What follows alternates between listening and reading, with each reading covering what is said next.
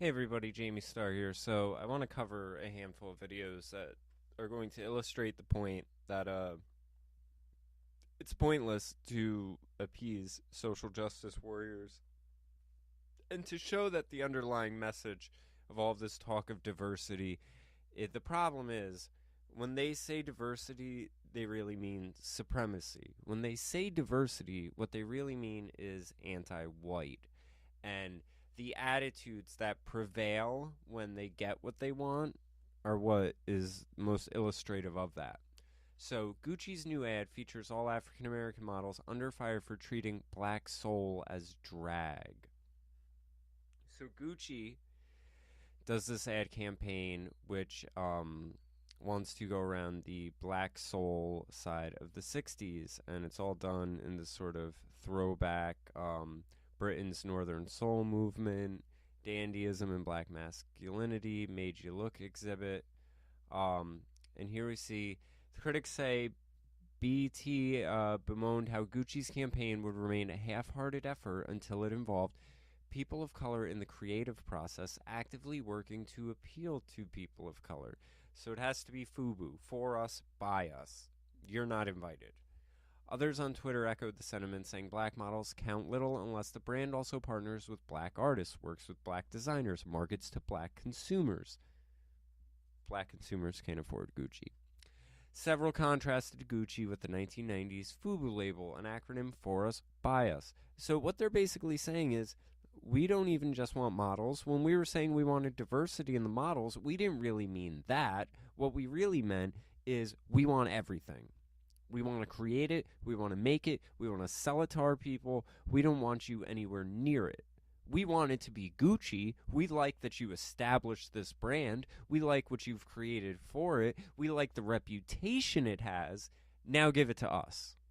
I mean, that's basically what it is. It's a robbery. They want it already established. They want it, and then they just want it handed to them. I mean, this if there is cultural appropriation, this is it. This is what they are fighting for. And again, they just call it diversity. But when they get what they ask for, there's always a new list of demands. It's like negotiating with terrorists. Stunning images gives me a sense of nostalgia, a sense of community, but you don't need much of a sense to see Gucci exploiting black culture. And I've always said this when they've said diversity. I said, oh, you want tokenism. And now when they get the diversity, they're calling it tokenism. And rather than realizing that they were liars, they just say, well, that's because we need more.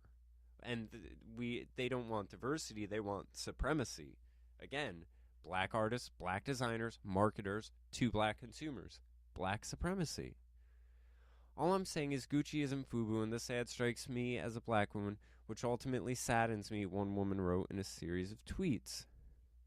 In the New York Times this weekend, writer R. Eric Thomas asked, whose soul is it selling? While the campaign purports to celebrate black soul, it smacks of performance rather than genuine homage. Is it offensive? Not really. Is it appropriation? Well, there's the rub. It would be if the ads included the culture. Instead, Gucci presents a reverent, painstakingly recreated facsimile of a culture. More than anything, the campaign is about the look. It's just drag. This is soul as drag, whatever that means. Others took issue with Gucci's audition videos, which brand also released. The models were asked a series of questions, including, what's your spirit animal? That's a big no-no. No, you can't ask that question. Not unless you're a Native American, because we assume all Native Americans have spirit animals, because we're not stereotypical racist. No, not at all. What does it mean to have a soul? Which can also be seen as stereotyping. Really? Stereotyping of who? Christians? No? Oh, only black people have soul? Is that what it is? We're not talking about, like, the religious soul. We're talking about soul. Okay. Finally, they were asked to dance to Duke Browner's Crying Over You, which a Huffington Post article complained about, which we can check that out now. And here's where it says, last September, Trinidadian Canadian model Shivi and whatever told Huffington Post style that she fears the concept of diversity in the fashion industry may only be an illusion. I'm honestly very scared that it's just a trend. I'm scared that it's convenient because of what's happening in the world right now. I'm scared these people are picking up on it to seem socially conscious, but they're really just bullshitters. There's a part of me that prays it's real. I mean, I'm going to try my best to make it real because for me, the stuff I experienced isn't a trend, it's my life. And this again just goes through the whole bit where it says, they had designer who's a black artist perform at one of these fashion shows, and people said it was like a minstrel show. This looks like some sort of slave auction shit. Surprised they didn't ask him to tap dance. Something about this doesn't sit right with me. And so you see, you can give them this diversity stuff, but as you see, Marvel did a sort of Black Lives Matter comic, and they had to cancel it because no one was buying it. Because they're not looking to support anything. They're looking for you to support them and them to tear everything down. And then when you build them what they ask for, they're not going to support it because they didn't really want that. They just wanted to destroy. So this goes through the whole Marvel Comics thing, how they said social justice shit isn't helping. They're doing a 6th issue, and then that's it. People should probably buy all 6 issues. It might be a collective thing someday. But people are saying how Marvel shouldn't cancel it because of the bad sales, and that they just need to keep pushing it because it's culturally relevant. Given Marvel's failed fortes into culturally relevant storytelling, it's clear that any attempts to cultivate a new audience shouldn't come at a cost of alienating existing readers. If there's any market at all for the Black Panther and crew, it certainly isn't within the social justice warriors who cry when their stories are canceled but refuse to spend any money on them. And I mean, we see it here too with Call of Duty's World War II diversity is nothing more than marketing. A supporting cast just checks off boxes. And again, they'll cry all day long about cultural appropriation and everything like that.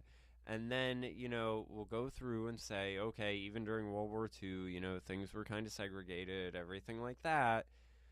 But even when they try to incorporate characters just to appease this shit, then they're just mocked for it. Oh, well, you're just doing this to appease us, and it's patronizing, and it's this, and that, and it's, we don't want this. It's bad. And you just can't win. Even this, you get these belittling, bullying articles. Dear straight allies, please don't come to Pride until you understand these 6 things. Understand the first Pride was a police riot. It wasn't all this debauchery and everything. And as far as Pride stuff goes, you should check out Black Pigeon Speaks. It does a really good thing on Pride parades in Eastern countries like Japan and Western countries. Don't try to pick up lesbians. Don't take pictures.